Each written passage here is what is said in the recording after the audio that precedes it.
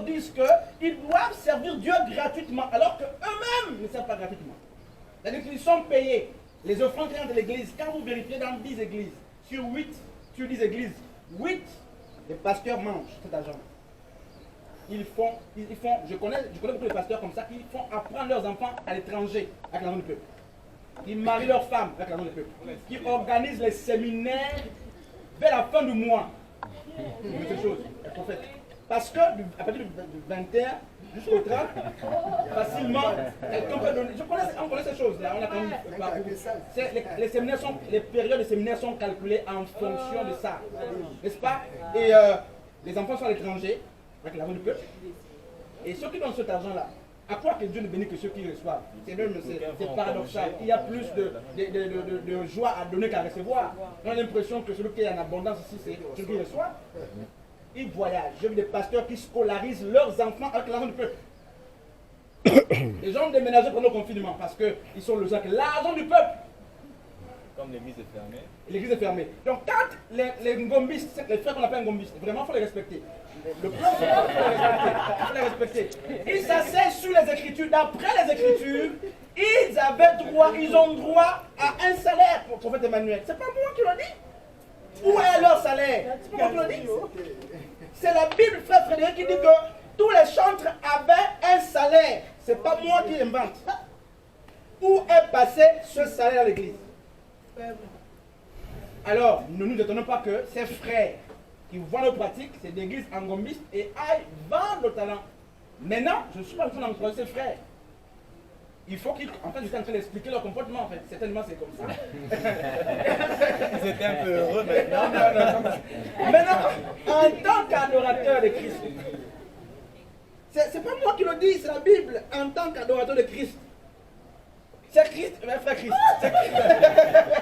C'est Christ qui vous a appelé. Qui vous a appelé? Est-ce que je pense à Christ, le prophète Emmanuel? C'est pas moi qui t'ai appelé. N'attends pas de moi un salaire, je ne te donnerai rien. À la fin du taxi. Non, l'argent de taxi, une maman m'a appelé, une parenthèse, ça fait le dimanche, pour me menacer, parce que j'aurais donné 300 francs à son enfant pour rentrer à la maison. Je dis, mais comment ça tu peux m'appeler? C'est spirituel ce que tu fais quand même. C'est d'une manière délibérée que j'ai donné l'argent à ta fille, elle reste en puissance de 100 francs. Par respect pour moi et pour elle, je donne 300. Je m'appelle pour dire c'est peu pour l'enfant. Donc, il n'y a pas.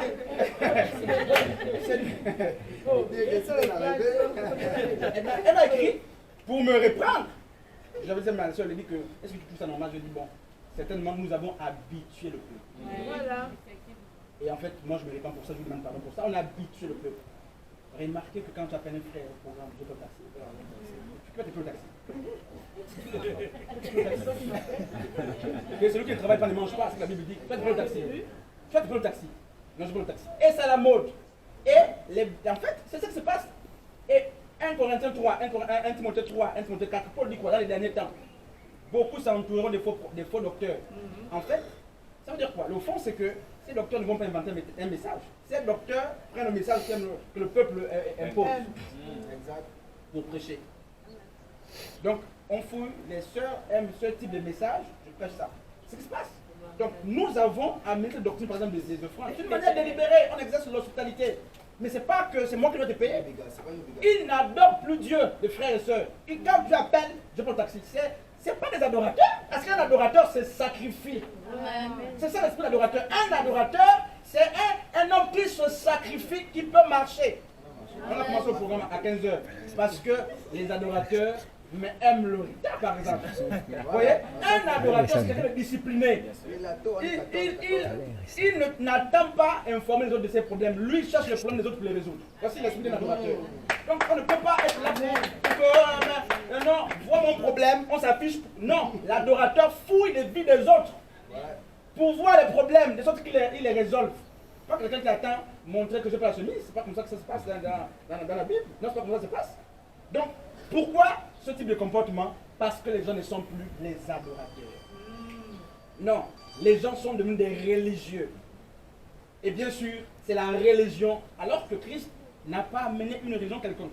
Ni le christianisme, ni l'islam, ni l'hindouisme, tout ça. Christ est venu nous présenter une manière de vivre. Et pas le christianisme qui est paganisé, qui est une culture occidentale pour beaucoup, n'est-ce pas, un ensemble d'éléments qu'il faut donner de génération en génération. Non, l'affaire des taxis, tout ça, c'est d'une manière délibérée. Ce n'est pas une obligation. Ce n'est pas une obligation. Vis-à-vis de l'église, vis-à-vis des frères, ce n'est pas une obligation. Et ça, quand on tombe dans ça, on cesse facilement d'être adoré. Sans se rendre compte. Tu vas te rendre compte que sur 10 ans ou sur 1 an, tu es allé 15 fois au culte et 14 fois on t'a payé le taxi. À quel moment tu t'es forcé? À quel moment tu étais sacrificateur? À quel moment tu t'es sacrifié? Et ces personnes, lorsqu'il faut aller à l'école, elles ont le taxi.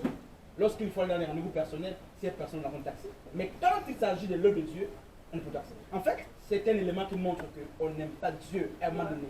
Parce que là où est ton cœur, là aussi est ton trésor. N'est-ce pas? Ton cœur est où? C'est ça le problème. Comment tu es connecté matin, midi, soir? Tous les jours. Vraiment. Et tu ne peux pas te sacrifier pour être. Donc, les ngombis, ça s'explique. Mais les hommes matures, vraiment, il faut que je revienne sur ça, ne peuvent pas avoir l'esprit d'un ngombis.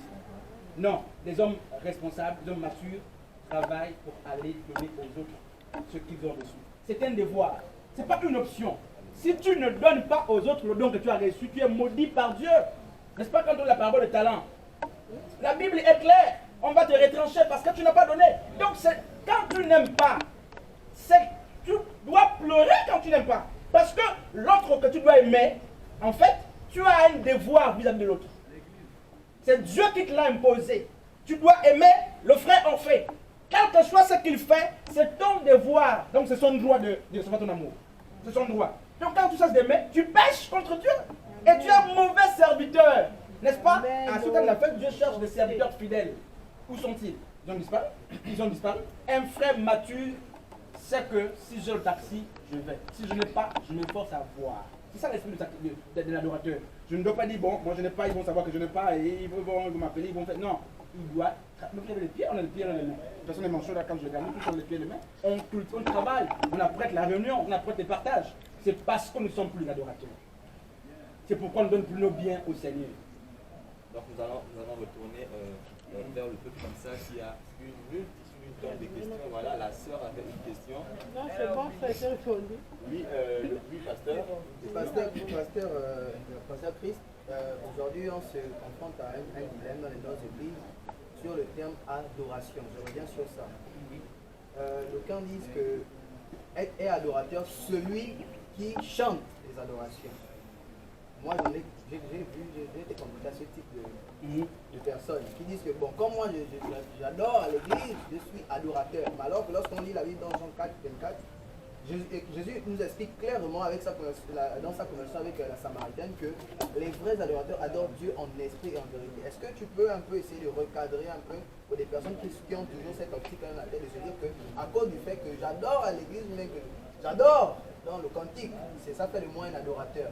Est-ce que c'est que véritablement c'était ça la pensée de Jésus-Christ dans Jean 4 et 4? Non, en fait, ça c'est. Merci, pasteur David. Mais dans Jean 4, c'est le discours de Jésus qui s'est avec la femme samaritaine. Dans Jean 4, c'est que tout ça c'était l'eau. Ézéchiel 36 dit que l'eau c'est la parole. N'est-ce pas? En fait, je ne sais pas ce qui se passe. Dans Jean 4, Jésus était en train de changer, n'est-ce pas, le type d'eau. En fait, c'était une préfiguration de la grâce. Parce que ce peuple était attaché à un bien du passé, c'était un vestige du passé. C'est le père Jacob qui a laissé. Sichem, c'était une ville emblématique. Beaucoup de pères sont morts là, on les a enterrés là. C'était un puits, n'est-ce pas, qui était devenu comme. Mais les puits, c'est quoi? C'est les églises. Les puits, c'est quoi? C'est nos familles. Les puits, c'est le patrimoine, parfois le patrimoine culturel traditionnel. N'est-ce pas? Les églises qui ont reçu le réveil, par exemple, hier, sont la plupart des puits de Jacob aujourd'hui. Dieu n'est plus. Dieu est parti, mais les gens sont attachés à la renommée que le puits a eu hier. Quand Christ parlait avec la femme samaritaine, l'adoration était, l'accent était mis sur l'eau, n'est-ce pas? Parce que hier, c'est Christ c'est Dieu qui a révélé que l'adoration se faisait sur les montagnes, il fait des sacrifices. Et cette femme samaritaine, il faut aussi rappeler l'histoire de la Samarie, parce que après David, n'est-ce pas, c'est les rois qui ont servi Dieu, mais il faut rappeler que la nation d'Israël a été divisée en deux. La Samarie, n'est-ce pas, mais a été envahie même par les étrangers. C'est pourquoi même les Juifs, les Samaritains n'étaient pas les Juifs. Donc, qu'est-ce qui se passe? Il dit non, la femme samaritaine va faire le discours, elle va, n'est-ce pas, faire la louange de ce puits-là. Oui, elle n'avait pas tort de faire la louange de ce puits. Mais elle n'avait pas compris que, n'est-ce pas, l'âge du puits était passé. Et que le vrai puits désormais était celui qui était en face de lui. Donc c'était une affaire d'eau, de la parole. L'eau c'est la parole de Christ, n'est-ce pas? Et Christ était en train de proposer une autre eau. Un autre enseignement qui vivifie à la femme samaritaine. Et donc elle ne chantait pas. Elle n'était pas en train de chanter un cantique. Et Christ a dit, parce qu'elle va dire à Christ que ce sont nos pères qui nous ont recommandé de prier sur cette montagne, de faire ceci. Jésus a dit, l'heure vient. Donc là, il a dit, l'heure vient et elle est venue. Donc ça veut dire qu'il est d'abord rentré dans les Écritures. Il a parlé le contexte, n'est-ce pas prophétique. Il dit, donc ça veut dire que vos pères avaient prophétisé. Quand le temps va arriver, Jésus l'a dit à Moïse, le temps viendra, n'est-ce pas? Moïse l'a dit à ses serviteurs, à son peuple. Le temps viendra où Christ, Dieu va susciter un autre prophète, n'est-ce pas? Au milieu de vous, n'est-ce pas? Écoutez-le tout cela. Donc Christ, quand il dit l'heure vient, il est rappelé que vos pères ont prophétisé cela. Et après il dit, elle est déjà venue. Où les vrais adorateurs, c'est ça le problème, adoreront en esprit et en vérité et non par le chant. Exact. Donc l'adoration qui se fait par l'esprit, c'est l'adoration de celui qui est d'abord en Christ, qui est converti. Pas l'adoration des lieux. Parce que la femme faisait l'apologie des lieux. Elle faisait l'apologie, n'est-ce pas, de Jérusalem, de la montagne, tout ça. Pas l'adoration qui cherche forcément un pasteur, un intermédiaire, comme, n'est-ce pas, le peuple d'Israël, qui hier adorait Dieu par l'intermédiaire de Moïse. Non. Donc Jésus rappelle que l'heure vient où l'adoration sera spirituelle. Ça veut dire qu'elle n'aura plus, n'est-ce pas, besoin d'un lieu. Elle n'aura plus besoin d'un intermédiaire. Elle n'aura plus besoin de sacrifices d'animaux. Mais elle sera faite en esprit. Or, dans Jean 3, n'est-ce pas, Jésus dit à Nicodème que celui qui est né d'esprit est comme le vent. On ne sait d'où il vient, on ne sait où il va. L'adoration spirituelle, c'est une adoration qui est spontanée, n'est-ce pas? Et on la trouve dans la Bible, celui qui est converti. C'est-à-dire celui qui a pris non l'eau du puits de la femme samaritaine, mais l'eau de la vie. Parce que rappelez-vous, qu'à la fin, elle a accepté l'eau de Christ. Elle a accepté l'eau de Christ et non l'eau du puits. Certainement, ce puits a été fermé pour ce jour-là, je ne sais pas ce qui s'est passé. Donc, les chantres ne peuvent pas dire, ne vous appelez pas adorateur. Et même si vous appelez adorateur, vous ne l'êtes pas parce que vous chantez. Vous l'êtes parce que vous avez un type de vie qui colle avec celui de Christ. Donc, quand je vois les chantres dire, j'ai vu ça sur des mois, on a une soeur, quelqu'un a écrit sur Facebook, les meilleurs adorateurs de l'Afrique, je n'ai pas écrit, mais je me suis dit, il y a un problème d'enseignement dans les églises, c'est pour l'adoration. C'est pas chanter. Chanter, c'est une expression qu'on utilise. Comme le témoignage suffit pour que tu adores Dieu. L'observation des commandements, c'est adorer Dieu. Aimer son prochain, c'est adorer Dieu. Et c'est d'ailleurs ce commandement qui accomplit tous les autres commandements. C'est la Bible dit, n'est-ce pas? Tu ne violeras pas, tu ne prendras pas la femme de l'autre, tu ne mentiras pas, pas de calomnie. C'est aimer son prochain qui accomplit ces choses-là. Et c'est là qu'on adore Dieu. Donc l'adoration ou l'adorateur, c'est celui qui aime Dieu et qui aime son prochain. Alors que le chant est une expression, n'est-ce pas, de cette adoration. C'est un moyen qu'on utilise pour parler à Dieu, pour instruire, donc, comme Colossiens 3,16 disait, pour enseigner, pour corriger. Non, pasteur David, ils ont tort de penser qu'ils sont adorateurs parce qu'ils chantent. Non, on n'est pas adorateur parce qu'on chante bien, ou parce qu'on a une belle voix, ou parce qu'on les chante. On est adorateur parce que nous sommes, c'est-à-dire consacrés. On est adorateur parce que nous sommes séparés. L'adorateur est séparé. Kadash ou Kadosh en hébreu. Il faut la séparation. Et comment rendre un adorateur? Il y a un type de vie. C'est-à-dire que Matthieu 5,13 dit, vous êtes la lumière, le prophète Emmanuel. J'ai allumé la lumière, l'ampoule dans le jour. Il n'y a pas d'éclairage. Vous pouvez mettre ça là. Il n'y a pas d'éclairage. On voit, mais on s'en fiche, permettez l'expression. Une lumière allumée en plein jour. Tout ça à quoi? Vous êtes la lumière dans les ténèbres. Donc c'est les ténèbres, pas notre lumière. C'est les ténèbres qui reconnaissent qu'il y a une lumière. Parce que là ça nous voit, ça nous éclaire. Un adorateur expose les vies des gens. C'est-à-dire que sa vie condamne les vies des autres. Ça veut dire quoi? Un pécheur autour d'un adorateur doit se rendre compte qu'il pêche, même s'il lit la Bible. C'est-à-dire qu'un impie, quand il voit un adorateur se comporter, il se rend compte que je suis impie. Parce que lui là, il vit autrement. Donc par sa manière de vivre, les gens savent qu'il y a un Dieu supérieur, n'est-ce pas, qui transforme les cœurs, prophète Emmanuel. Sa manière de vivre, comment Dieu écrit-il droit sur des lignes courtes? Ça c'est gravissime, prophète Emmanuel. Et la Bible dit, nous sommes la lettre de Dieu. Une lettre doit être lue. Quel message qui est caché dans cette lettre-là? C'est la question. Il faut qu'on voit les promesses de Dieu. Il faut que, même s'ils n'ont pas encore vu le royaume, il faut quand on voit le prophète Emmanuel, on sent que le royaume ressemble à ça quand même. On a la beauté là. Vous voyez, quand ça c'est la préfiguration du royaume. Ça c'est le royaume. Quand on voit le frère se dit comme ça, Il y a quelque chose. comment l'attaque ne répond pas? Ça c'est le royaume. Ça c'est le caractère du royaume. Comment l'accuse, il est stable sur les eaux qui bougent. Ça c'est le royaume. Il faut que par notre manière de vivre, notre vie, il faut que les gens aient une idée de l'au-delà. Malheureusement. Donc, on n'est pas adorateur parce qu'on chante. Non, on est adorateur parce que d'abord, n'est-ce pas, nous avons, n'est-ce pas, un type de vie qui plaît à celui qui nous a appelés. Un type de vie, parce que Éphésiens 4, à partir du verset 13. L'objectif de la marche chrétienne, c'est quoi? C'est pas de beaucoup chanter, pas beaucoup adorer, c'est d'être, n'est-ce pas, d'atteindre la stature parfaite de Christ. C'est de ressembler à Christ. Et dans Hébreux 6, ça va dire verset 1er, ça m'a scandalisé.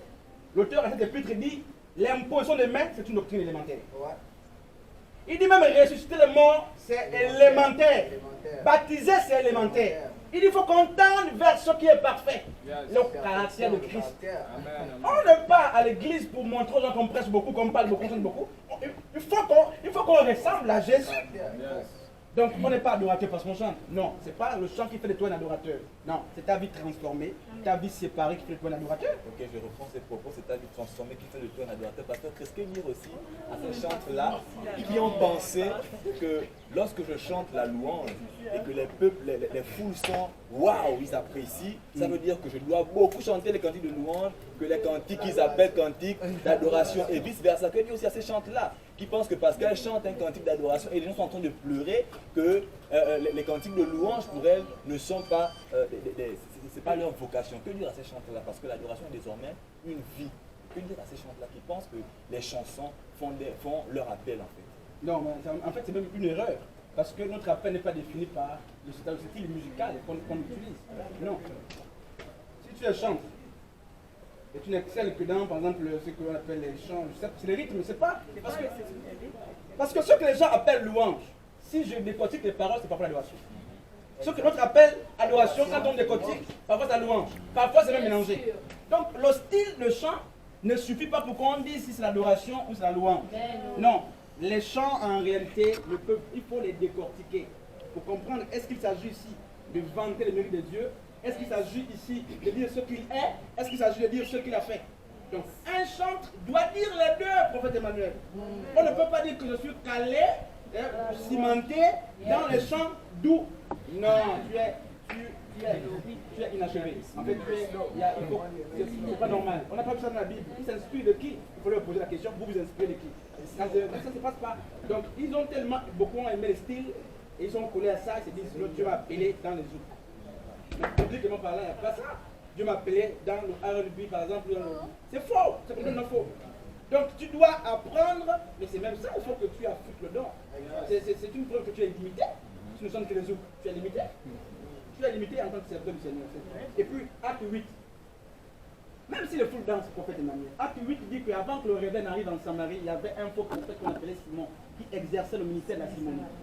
La Simonie était un ministère dans l'église, il vendait ce qu'il faisait. En fait, c'était des scènes de magie, n'est-ce pas? Et il était payé pour ces scènes de magie. Et la Bible dit que les hommes l'appelaient homme de Dieu. Les foules l'acclamaient. Est-ce que c'est pour autant que c'était un homme de Dieu? Et cet homme de Dieu, même quand il s'est fait baptiser, la culpabilité était restée. Vous savez bien l'histoire, il a encore demandé et la puissance aux hommes de donner-moi ça. Pour qu'il va prier, il va avoir l'argent. Vous voyez? Donc, un chantre ne peut pas se coincer lui-même dans un pouvoir. C'est pas pour ça qu'il va.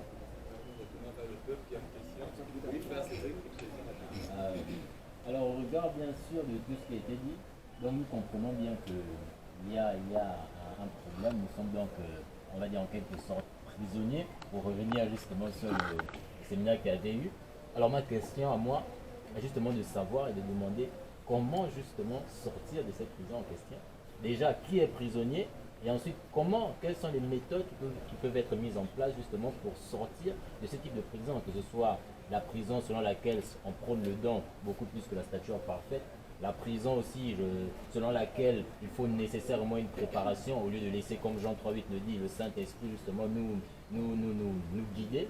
Alors, quelles sont les méthodes qui peuvent être mises en place de manière pratique pour justement être délivrés de ces systèmes-là qui ont été justement imposés aussi par sans doute nos pères ou nos églises, justement. Ok, donc dans Jean 12, on va pas lire, Jean 12, 42, la Bible dit que les chefs de la synagogue, les anciens, avaient cru au message de Jésus-Christ. C'est-à-dire que dans leur cœur, ils savaient que Jésus-Christ disait la vérité, que c'était un prophète venu de Christ, un homme venu de Dieu, un messager de Dieu, et que son message était authentique. Mais la Bible dit que personne n'a osé l'avouer. Pourquoi? De peur d'être exclu des synagogues, de peur d'être défait de leurs responsabilités, de peur d'être lapidés. Pourquoi nous sommes prisonniers? Parce que nous avons peur. Non seulement nous avons peur, nous voulons conserver les acquis religieux que nous avons. Hein, frère Cédric. C'est pourquoi, si tu dis au frère Cédric que j'aime vraiment parler de ça, si tu dis au frère Cédric que la dîme n'est pas en tout du pasteur, lui en tant que pasteur, ou bien en tant que frère, qui est établi par un pasteur, comment est-ce qu'il va se comporter dans cette assemblée-là? Si c'est un homme qui a connu, n'est-ce pas, Jean 38, les Jean 8, 32 là-bas, que la vérité a franchi, en réalité, il doit s'approcher du pasteur. Il dit, ah, voici un peu, examinons encore les écritures comme les chrétiens libérés. S'il ne te convainc pas, tu sors. En fait, tu sors du système. Je ne sais pas forcément de l'assemblée, mais tu sors du système déjà. Donc, qu'est-ce qui se passe? Nous l'église, nous sommes ceux qui ont emprisonné les pasteurs. C'est nous qui avons emprisonné les gens. Parce que tous les gens que vous voyez, tous les frères que vous voyez, connaissent les écrits. Je vous dis, connaissent la vérité. Les gens qui ont fait beaucoup de ministères, qui ont fait beaucoup d'églises, qui ont une expérience. Mais qu'est-ce qui se passe? Pourquoi ils n'en parlent pas? La plupart du temps, nos papas sont des pasteurs, nos mamans sont des pasteurs, nos maris exercent. Comment est-ce que je vais dire à mon mari que ça que tu fais c'est faux? Comment est-ce qu'on va arriver là? Donc la Bible dit que, le proverbe dit que celui qui la vérité proclame la justice. Il faut commencer par proclamer la justice. Mais ne peut le faire que celui qui est affranchi, prophète Emmanuel. Et qui peut le faire? C'est celui qui est affranchi. Or, l'homme qui est affranchi prend le risque de se retrouver seul. Donc il ne faut pas d'abord aimer la foule. Parce que si tu aimes la foule, tu vas conserver le mensonge au point de la vérité. Parce que si je dis la vérité, je ne serai plus entouré de la foule, je ne serai plus considéré. Et c'est ça qui se passe. Comment sortir de cette prison? Il faut qu'on ait d'abord des vraies personnes qui sont converties. C'est-à-dire affranchies. Très peu sont affranchis. Très peu sont capables de dire par exemple à leur père dans la foi, papa là il faut. Avec respect bien entendu parce que dans Ephésiens 4 à partir du verset 12, la Bible dit qu'on professe la vérité avec amour. Donc je ne dis pas qu'il faut aller dire ça comme ça, tape le point, c'est pas ce qu'on veut dire, n'est-ce pas? Mais être capable, parce que est-ce que la vérité c'est l'apanage d'un pasteur, de maman pasteur? Non. Dire la vérité, c'est le propre de tous les enfants du Seigneur. Combien parmi nous, n'est-ce pas, disent-ils la vérité à frère Chris, arrête ton micro s'il te plaît. Combien parmi nous peuvent-ils encore dire la vérité aux frères qui les conduisent, aux pères qui les ont enfantés? Donc, frère Cédric, on ne peut pas sortir de ce système si d'abord on n'est pas franchi. Si on ne mesure pas, parce qu'il faut mesurer ce qui nous attend. Hier, Paul a dit à Timothée, n'est-ce pas, que tous ceux qui veulent vivre pieusement en Jésus-Christ seront persécutés. Donc il faut accepter, n'est-ce pas, la persécution si on veut vivre, n'est-ce pas, dans le Seigneur. Il faut accepter d'être rejeté et comprendre que nous ne sommes pas établis nécessairement pour avoir les foules. Nous sommes établis pour prêcher l'évangile, annoncer Christ, n'est-ce pas? Nous sommes établis pour annoncer Christ, quel que soit le prix à payer. Donc, qui sont les hommes et les femmes prêts à payer le prix? Où sont-ils? Donc, pour sortir de cette prison religieuse dans laquelle on se trouve, il faut qu'on ait d'abord des personnes affranchies.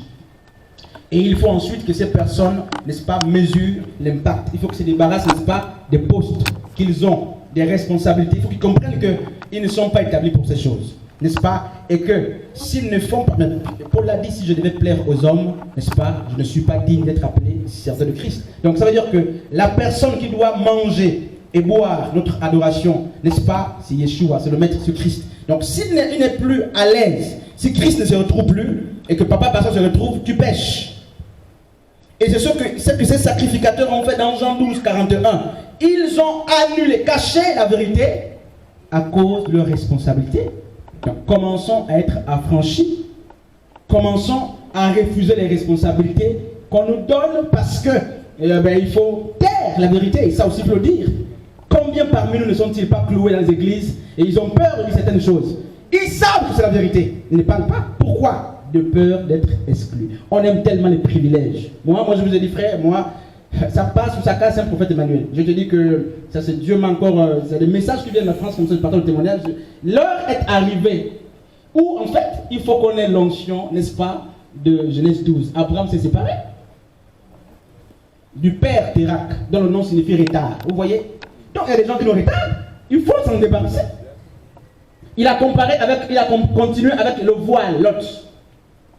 Et le temps est venu. Dieu a dit séparer, il s'est séparé. Et il y a le mari Ismaël, il s'est séparé. Mais les Lot, les Ismaël, les Térak, ce sont les avantages, les biens que nous avons dans les églises. Il faut qu'on s'en sépare. Il s'est séparé. Et remarquons que lorsqu'il se sépare, n'est-ce pas, de Lot, c'est là que Dieu dit lève les yeux et regarde. Voilà, et les yeux qui ne pourront jamais être levés si nous sommes encore avec des Lot. Voyez-vous comment Jacob a pu connaître une femme avec le voile. Vous pensez que c'est normal? Et c'est beaucoup sont comme ça. Beaucoup sont allés avec Léa à la place de Rachel parce qu'elle le voile.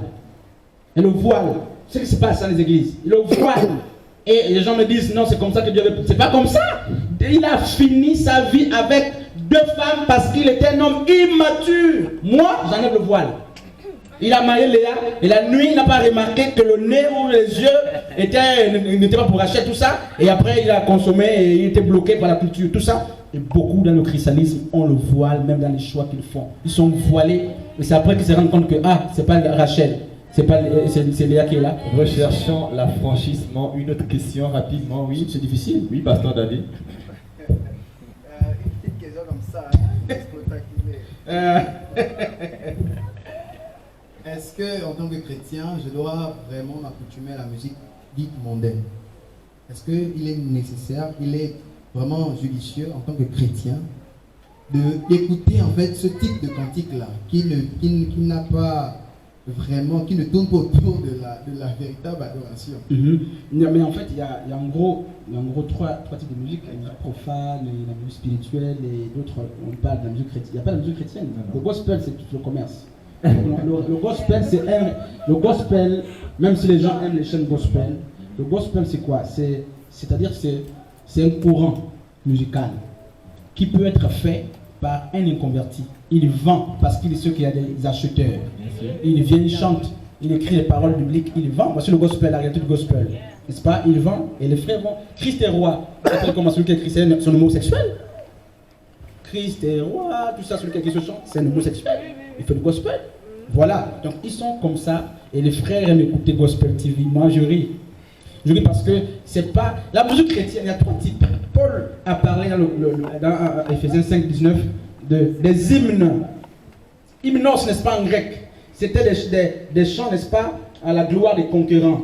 Les Grecs connaissaient ça. Donc quand l'empereur, n'est-ce pas, comme César par exemple, tout ça, qui remportait la victoire, il y avait des chants qui étaient entonés.